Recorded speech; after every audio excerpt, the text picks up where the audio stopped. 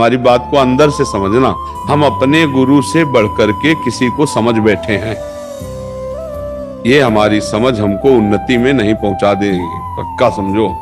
गुरु साक्षात परब्रह्म तस्मै श्री गुरुवे नमः। हम अपने गुरु से प्रसाद मांगे भजन का, तो मुझे लगता है, देखो कुछ संत ऐसे होते हैं बहुत साधारण से दिखते हैं, लेकिन बहुत जब हम गुरु बना लें उनको, तो उनको असाधारण प्रिया जो साक्षात माने, हमारे प्रिया प्रीतम है, ऐसे भाव से। तो हमें लगता है रोज गुरु जी की दंडवत करो जब बरसाने में रहे, और जब वृंदावन आवे तो 1-2-4 दिन वृंदावन उनके साथ आ जाओ, रोज चरण छुओ, चरणामृत गुरु जी का ले लो और रोज चरणामृत पाओ। आप देख लो करके फिर, है ना, गुरु जी से रोज प्रार्थना करो, रोज प्रणाम करो, रोज चरणामृत। अरे साक्षात मूर्तिमान लाडली मानो गुरु को, बस काम बन जाएगा।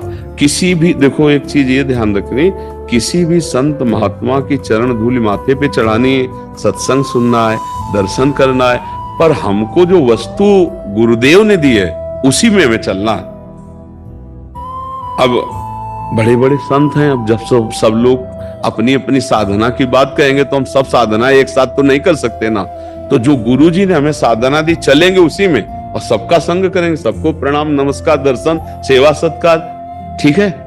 नहीं, जैसे श्री जी का, महाराज जी श्री जी का निको नाम में क्या कृष्णा भी नाम है क्या? हाँ, कृष्णा भी नाम, कृष्णा भी नाम है। हाँ, कृष्णा। क्योंकि हम पुस्तक पढ़ रहे थे राधा माधव चिंतन में, जी जी, 16 नाम में 8वां नाम आया। हाँ कृष्णा है। तो कृष्णा नाम है, लेकिन श्यामा नाम गुरु जी में 16 नाम में नहीं आया। श्यामा नाम 16 नाम में नहीं आया। तो 16 नाम थोड़ी श्री जी के, अनंत, हाँ, अनंत नाम 1000 थोड़ी है, अनंत नाम है श्री जी के। हाँ, श्री जी के अनंत नाम है, उनकी नामावली का पार कौन पा सकता है। जब हरि के लिए वेद नेति नेति कहते हो, हरि जिनके नाम का रसास्वादन करते, उन श्री जी के अनंत नाम है, 1-2 नाम नहीं है। वही मूल प्रकृति ईश्वरी है।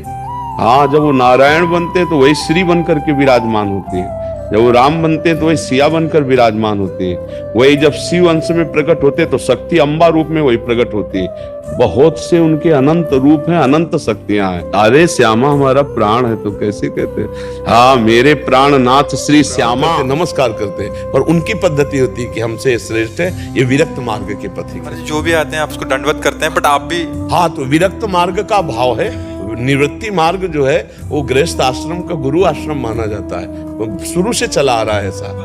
तो आचार्य परंपरा से चलना चाहिए, गुरु परंपरा से चलना चाहिए। संत सब जो भगवान में चित्त जोड़े हैं, निरंतर संसार के राग से रहित हैं, वही संत हैं। अब लड़का बच्चा परिवार सबका पोषण हो रहा, जब मन आया पैजामा कुर्ता पहन लिया, पैंट शर्ट पहन लिया, जब आया और इसके आगे बाबा लिखा जाता है, संत लिखा जाता है, तो ये मतलब नहीं ठीक है, ऐसा नहीं ठीक है। आप भगवान की कथा करने वाले हैं तो आपकी महिमा तो वैसे ही भूरिदा जना है, आप वैसे ही संत लिखने का, आप तो संत स्वभाव है, खुद भगवत स्वरूप है। अब जैसे श्री सुखदेव जी कथा कर रहे हैं, अभी महान परम संत वैरागी, गर्भ से ही वैराग्यवान है।